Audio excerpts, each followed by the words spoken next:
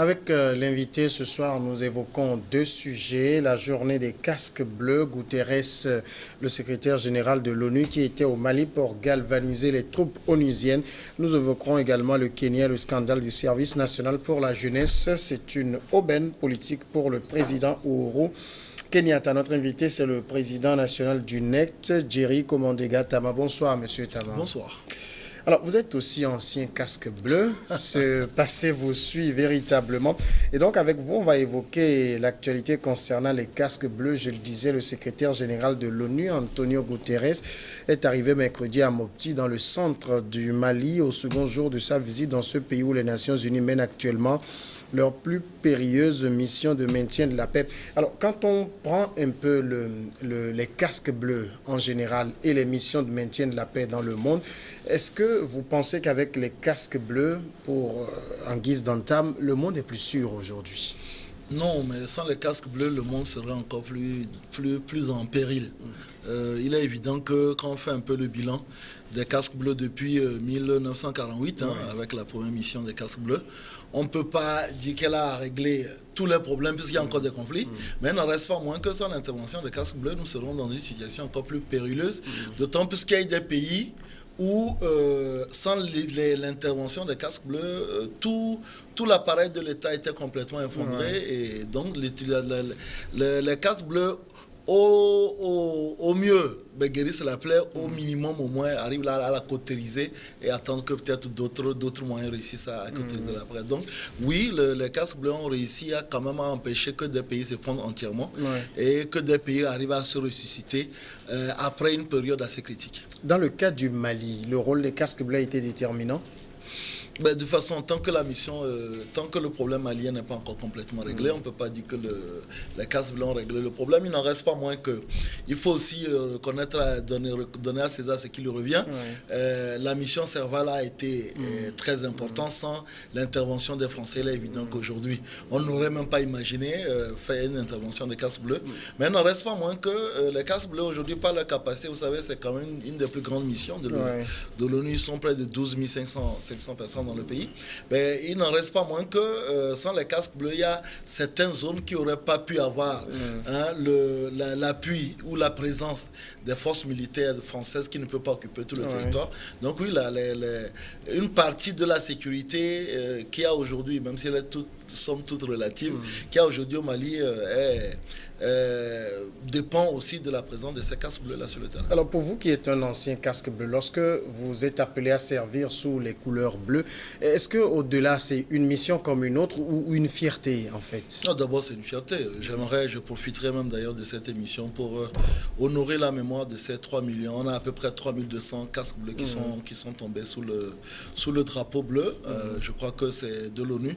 Je profite d'abord pour honorer leur mémoire. Et puis oui, ça reste quand même une fierté de pouvoir... Parce qu'en réalité, en règle générale, vous intervenez dans un territoire où vous n'avez aucun intérêt. Puisque il y a une nécessité à ce que vous ne soyez pas, vous n'avez pas un intérêt à agir.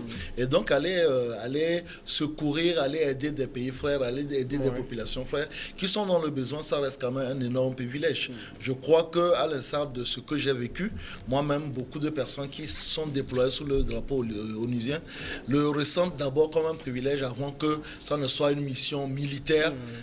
Et vous savez, les règles d'engagement des casques bleus sont très contraignantes. On parle de légitime défense. Et donc, contrairement à ce que vous pouvez avoir dans votre pays où vous pouvez être amené à engager le feu dans des conditions qui sont moins contraignantes, sous l'ONU, c'est qu'il faut qu'on vous tire dessus d'abord. Et que vous puissiez apporter la preuve quand vous tirez dessus. C'est-à-dire que si on tire ailleurs et que vous repoussez, en réalité, vous pouvez être poursuivi. Donc, c'est d'abord un privilège et ensuite, c'est beaucoup de contraintes. Sans compter qu'on va rester quelque part très loin de sa famille, très loin du territoire, qu'on ne voit pas une corrélation immédiate entre les intérêts de ce pays-là et la défense du territoire, parce qu'on s'engage quand même dans l'armée pour défendre ses concitoyens. Donc ça reste quand même un privilège. Alors justement, où se trouve cet honneur, ce privilège, quand on va mourir pour une cause qui n'est pas forcément la sienne? Non, pas forcément la sienne, parce qu'en règle générale, il y a deux éléments qu'il faut prendre en compte. Je prends en tant que Togolais, ce qui se passe au Mali. Ben, vous restez au Togo en disant de toute façon, ça concerne les Maliens, ça ne nous regarde pas. Et puis ben, quand les terroristes finissent avec le Mali, ils descendent au Burkina Faso, ils y sont d'ailleurs, et après ils arrivent chez nous. Donc en réalité, réalité, ça nous concerne, mais peut-être échelonné dans le temps. Ça, c'est le premier élément. Le deuxième élément qu'il faut prendre en compte, c'est que si, même géographiquement, ça ne vous concerne pas, c'est que ça peut vous arriver. Et le jour où ça vous arrive, vous êtes bien content que des gens viennent aussi vous secourir.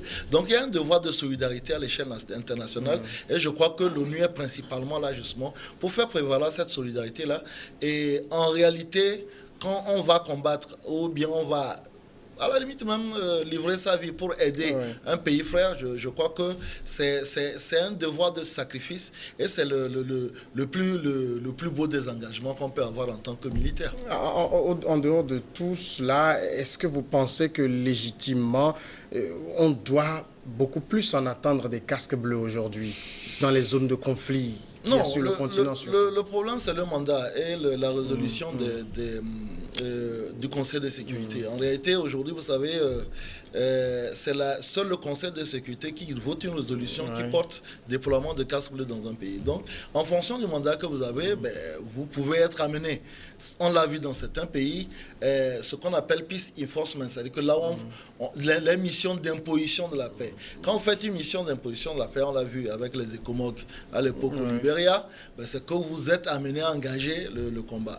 Maintenant, quand vous êtes dans des missions de maintien de la paix, ça veut dire que en réalité, il y a une situation de crise et que la paix est en train de revenir parce qu'on ne peut maintenir quelque chose qui existe, mais qui a encore suffisamment de risques de retour à la situation hostile ou alors que la paix n'est pas encore consolidée. En ce moment-là, aujourd'hui, on peut se poser des questions sur l'efficacité du moment où vous n'avez pas, vous le voyez aujourd'hui en Centrafrique, vous le voyez au Mali, vous n'avez pas une réelle capacité guerrière.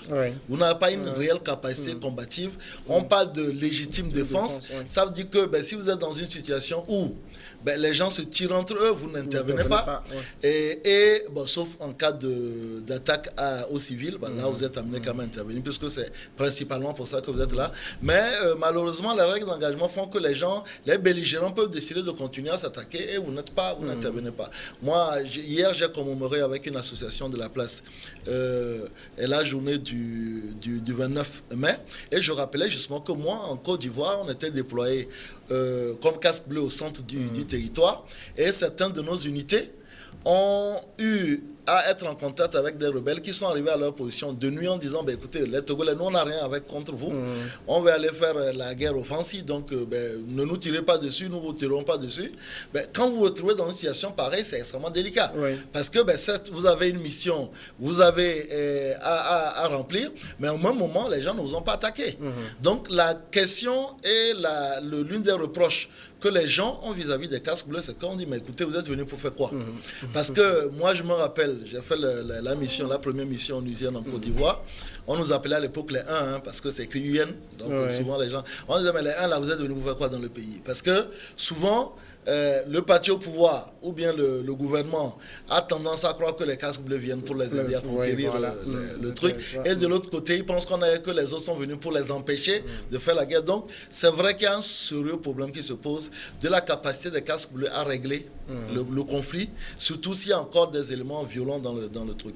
Et ne nous trompons pas, on s'est rendu compte aussi que certains pays envoient des troupes qui ne sont pas aguerries et qui ne sont pas en mesure de faire la guerre. Je ne vais pas donner de nom, mais il y a beaucoup de troupes qui arrivent, le nombre de fois où à l'époque j'ai entendu des gens dire non mais nous on n'est pas venus pour faire la guerre ici, voilà. Donc ça c'est un problème aussi. Justement, sur ce reproche-là qu'on fait à la mission des Nations Unies, on en déploie, il y en a par exemple au Congo, c'est la plus vieille mission dans le monde, mais les conflits sont toujours là, on a des morts tout le temps. Et la mission, elle est là, ça bouffe de l'argent.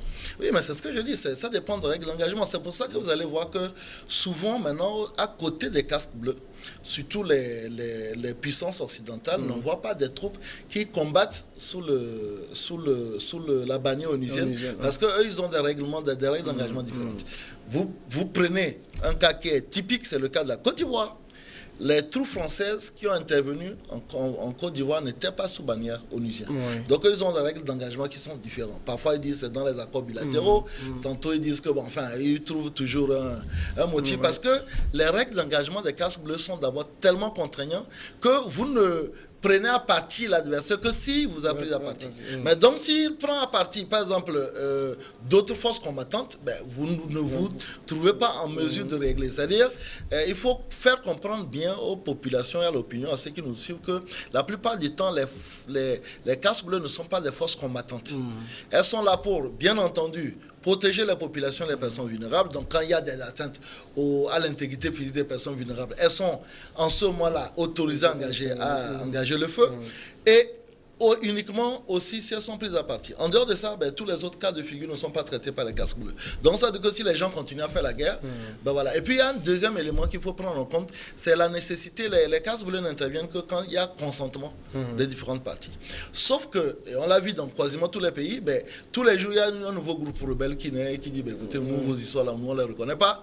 Donc en ce moment-là, ben, la guerre va continuer avec d'autres acteurs qui n'ont pas apporté leur consentement au départ. Donc ça pose un problème. Parce qu'il faut d'abord que toutes les forces sont présentes, les forces belligérantes acceptent le déploiement des casques bleus. Mais on l'avait vu en Côte d'Ivoire, on avait les forces nouvelles et les loyalistes qui avaient accepté. Et puis un autre mouvement est né, Mpigo, à l'ouest, en disant, moi je ne reconnais pas vos histoires là, nous on va attaquer Gbagbo et puis ben, la guerre reprise de plus belle. Donc il y a aussi non seulement la question du mandat, non seulement de la valeur combattante et aussi de l'équipement des casques bleus, mais il y a aussi la question du consentement de l'ensemble des parties. Parce que quand toutes les parties ne sont pas d'accord, d'autres peuvent décider de faire la guerre et puis voilà. Alors, ça revient finalement à la première question. Le monde est-il plus sûr avec les casques bleus? Le monde n'est pas plus sûr avec les casques bleus, mais je le dis encore, on vient de boucler la mission onusienne en Côte d'Ivoire. Je pense que, moi j'ai eu le privilège d'être donc du premier contingent onusien. Je pense que l'ONU n'aurait pas intervenu en Côte d'Ivoire, que peut-être aujourd'hui ils n'auront pas connu la paix, même si elle est parfois relative, qu'ils connaissent aujourd'hui. Donc il y a quand même des pays où il y a quand même un résultat positif. Le Libéria, la mission onusienne aujourd'hui a quitté le Libéria. Je pense que si le Libéria renoue avec la paix, c'est parce qu'en réalité, à un moment, les casques bleus, la Sierra Leone aussi pareil. Donc oui, il y a des pays où les casques bleus ont fait leur preuve. Il ne faut pas jeter l'eau du bain avec le bébé. Mais il n'en reste pas moins que tous les éléments que j'ai cités, leur équipement, leur motivation, les règles d'engagement, ce qu'on appelle les procédures d'opération standardisées qui sont différentes, font que dans des pays, dans des zones où, on le voit, au Mali, en RCA et au Congo, où les belligérants sont multiformes, parce qu'aujourd'hui, vous savez, aujourd'hui, nous sommes dans une sorte de guerre asymétrique. Et dans cette guerre asymétrique, tout le monde ne parle pas le même langage. Donc, en ce moment-là, c'est extrêmement compliqué. Et les casques bleus ne peuvent pas tout faire. En réalité, la paix ne peut revenir que quand tous les filles du pays ont décidé de faire la paix. Sinon, en réalité, vous savez, c'est pendant la guerre que tout le monde fait de belles affaires. Et quand des gens ont un intérêt manifeste à maintenir la violence et les hostilités, c'est pas toujours évident pour les casques bleus de... Voilà, donc il faut qu'on prépare la paix dans un cadre multisectoriel, certes militaire, mais certes aussi humanitaire. Et il faut remettre en place les structures étatiques pour que l'administration fonctionne ainsi de suite. Et aujourd'hui, est-ce qu'il ne se pose pas la question même de la redéfinition des missions onusiennes? Écoutez, vous savez, après de 1948 à 2000, on s'est rendu compte, comme on le dit tout à l'heure, d'une sorte d'inefficacité. Et puis, on a mis en place le rapport Brahimi en 2000, qui a fait des recommandations. Et actuellement, on a une autre étude, il y a une autre approche qui s'appelle HYPE, qui est en train ensuite de faire de nouvelles recommandations. Parce qu'au bout de 20 ans, on essaie de faire le point sur l'intervention et puis on fait. Mais le problème, c'est que vous savez, l'Afrique est le continent qui prend le plus de missions onusiennes. Aujourd'hui, sur 15 missions, l'Afrique a 8 missions et près de 85% des casques bleus déployés dans le monde sont en Afrique.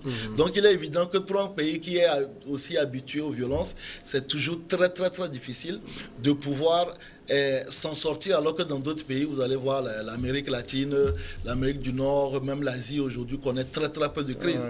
Donc 85% des casques bleus, c'est énorme quand même, aujourd'hui sont déployés en Afrique. Nous allons évoquer rapidement le Kenya.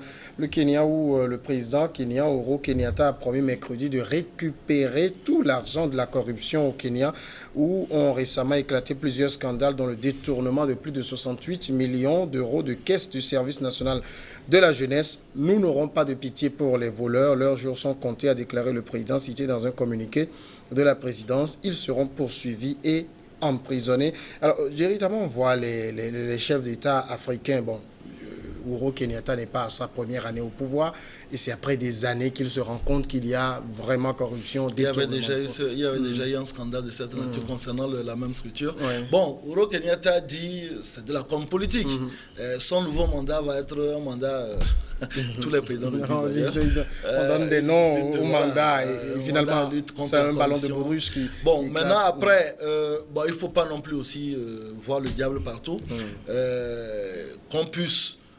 pour une fois mettre à nu les malversations mais qui sont dans tous les ministères ainsi de suite, les surfacturations et qu'on arrête certaines personnes dont 2 hauts dirigeants, c'est un bon début. On parle de 54 personnes inculpées, c'est très bien, mais maintenant après la question c'est que est-ce que ça va aller plus loin, parce que comme je le disais, ben, dans son premier mandat il y avait eu déjà même un scandale lié à la même structure et le Kenya à l'époque était même considéré comme un des pays où la perception de la corruption était la plus élevée. Donc oui, ça reste une com politique. Il avait dit, pour ce nouveau mandat-là, il a changé même le chef de la police, des personnes importantes au niveau de l'appareil judiciaire. Donc oui, on verra. Je crois que c'est vrai que cette situation l'arrange. Il donne la preuve qu'il a joint la parole, l'acte à la parole.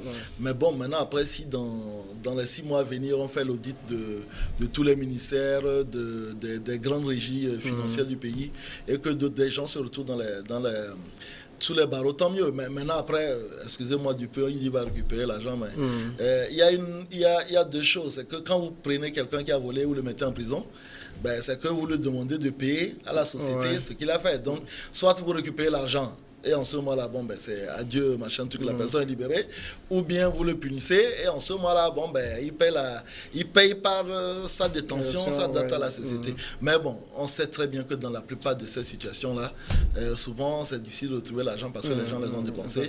Et surtout quand il y a une peine de prison en vue, les gens préfèrent de loin garder l'argent, tirer 2 ou 3 ans, sortir et en profiter que de remettre l'argent et quand même de faire la prison. Donc, mais ça reste quand même une belle opération de com que d'autres dirigeants africains gagneraient à imiter. On est simplement là, peut-être dans la com politique.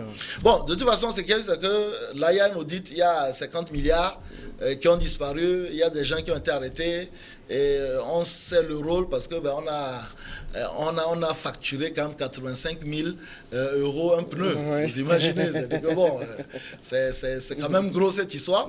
Donc, pour le moment, on va rester dans l'expectative. On va voir exactement si cette chasse aux sorcières à la corruption va être systémique ou bien elle va juste se limiter à l'effet d'annonce. Ça, on verra. Parce que je pense, ça m'étonnerait que ce soit la seule structure qui soit concernée par la corruption dans le pays. Jerry Tama, merci d'être passé répondre à nos questions. C'est moi qui vous remercie. La pause. Maintenant, après, on retrouve les journalistes pour Regard croisé.